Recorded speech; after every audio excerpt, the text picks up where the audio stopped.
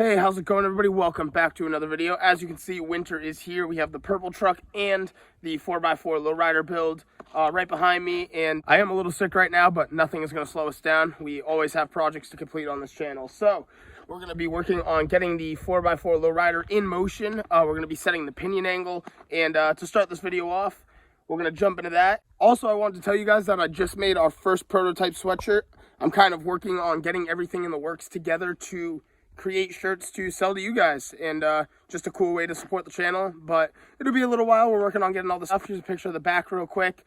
So I'm hyped. Like I said, it's just a prototype, and shout out to JOA Designs for creating this.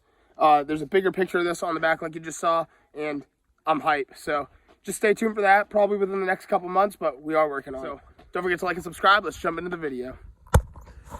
Hey, what's up, everybody? Welcome back to another video. Today we are here with my 97 4x4 Nissan Hardbody that we are turning into a lowrider. And basically where we last left off with this, I've gotten it lowered down. I did some other things to the truck. I think we installed the new front shocks, removed the front differential. And ever since then, though, I haven't really driven the truck. I got a wicked vibration, and I had to wait a couple of days for this tool to come in. And what I have here is a pinion angle finder. It's a digital angle gauge, so you can use it for other things too. But in our case, we're going to use it for finding our pinion angle. I think I have a harmonic imbalance going on right now. When I drive the truck at certain speeds, it'll start to vibrate horribly. And so I definitely don't have my pinion angle set where it needs to be.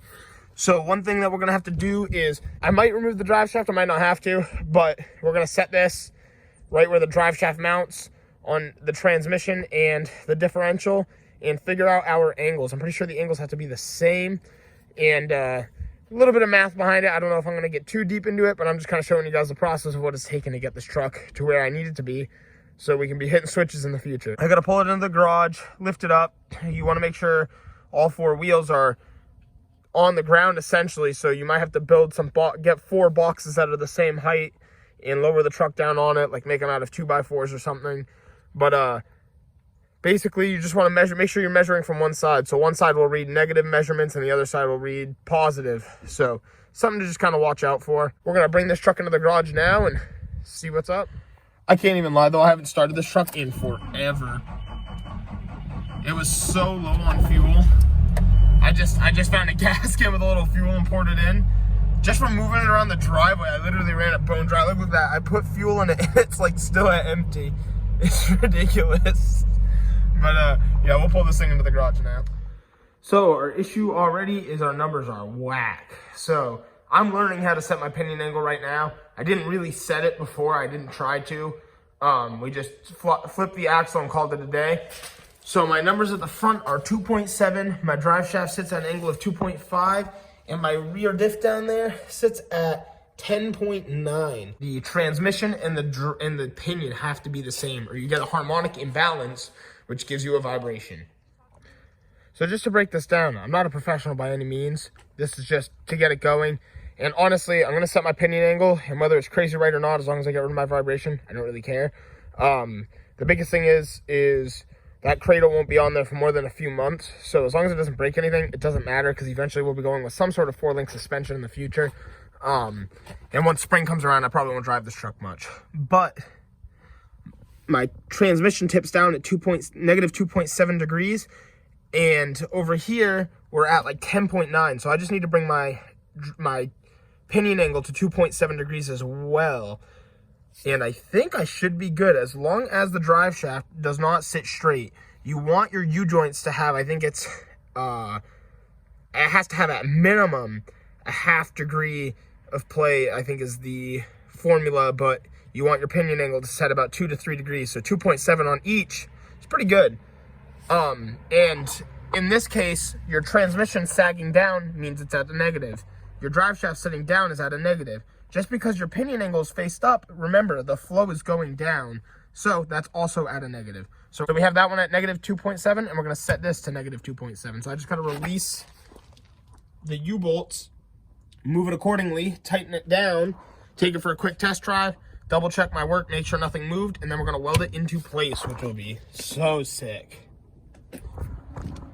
All right, and there you have it, 2.7 on the pinion. I'm very lucky I got that first try, to be honest. And Don't worry, I already measured the output shaft of the transmission, and it is 2.7 as well. I don't think this is really a healthy angle for the drive shaft, irregardless.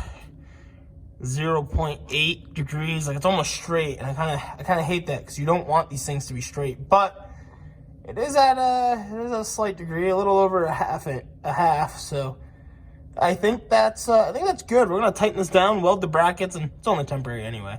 I am no professional, just seeing if it works. Okay, and so as you've just seen, our transmission tilts down at 2.7 degrees, and our pinion angle points up, essentially down in the correct terms, at 2.7 degrees.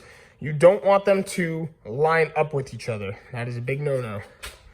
So just tighten it down, and you don't want to drive on it for long. I probably shouldn't drive on it at all, but if the math of the 2.7 works, I'm going to go take this for a quick test drive to fill it up with gas.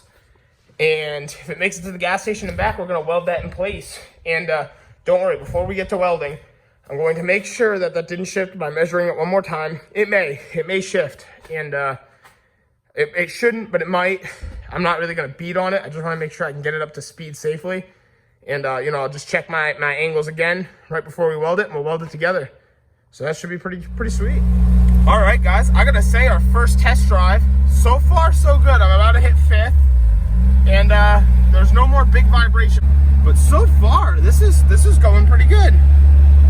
Before I would take off in second gear, and our issue was it would just vibrate so bad. So honestly, I can live with this. As long as we make it to the gas station and make it home, we're gonna weld this together. I'm hyped. I can't wait to start driving this truck again. And remember, like I said, I am no professional. I had no idea what I was doing getting into this. But to match those angles up perfectly like that was sweet. And I'm literally driving this truck right now, no vibrations. Like, I miss driving this thing big time. So I'm really excited to start making more vids about this on the channel again. This is awesome. Well, I'm hyped to say we made it to the gas station. The next struggle is if we make it home or not. Okay, guys, this is so sick. We just got the mount welded up to the axle, so we are all set to start driving this thing. So a lot of things I want to do, like doing the drop spindles, re-indexing my torsion bars, and a lot of other fun stuff, but cannot wait to get back to driving this truck, for real. And to test it out, I'm taking it on a half-hour trip, first drive since we started this series a couple months ago, just to make sure it's all good. Just grabbing a clip for both sides of the video. This is the 4x4 we're turning into a lowrider. No, that cover's not staying on it. I'm currently working on the sub-assembly for the purple truck, and I was like, man, what can I rest the cover on? I was like, the black truck. Never in my life did I ever think that cover would touch this truck, because I always had the bed bar, it was lifted, so it's just funny, but it looks cool. Like, if this was dumped on its face, that would actually look so nasty. It looks so 90s as it sits, but just a funny clip. I do gotta say though, my first couple test drives in this thing has been going really well. I think honestly the next up and coming thing I got to do to the truck is the 2-wheel drive spindles, hopefully 2-inch drop spindles, so I can tighten back up my torsion bars a bit. And honestly though, it's pretty fun. I'm actually really enjoying driving this around. I'm really excited to body drop it though. It does just look like a truck on some smaller wheels right now. It doesn't look that bad, to be really honest. But I would love to be tucking, so if I do the couple-inch body drop, you can see what I can cut out of the bed mounts. I mean, I can cut pretty much just about all of that out, and that should give me the lowering I need, and then we'll mess with the cab mounts. But that'll lower us right about, give us a good fender to wheel fitment. That looked pretty sick. But yeah, I'm really enjoying this. Figured I'd give you guys that update. These lower control arm smacks and stuff though, that is kind of sketchy. But that's okay, we'll work around it. Guys, we're cruising around in the black truck right now, and somebody posted a video or a picture of this thing, and I was like, I gotta go take a quick drive and see if we can find it. This is crazy. Wow. It's an old, I think Toyota Century, right-hand drive. Woo. I don't think it's a Crown. Yeah, it's a Century. Wow, this is fresh too, Northeast Auto Imports.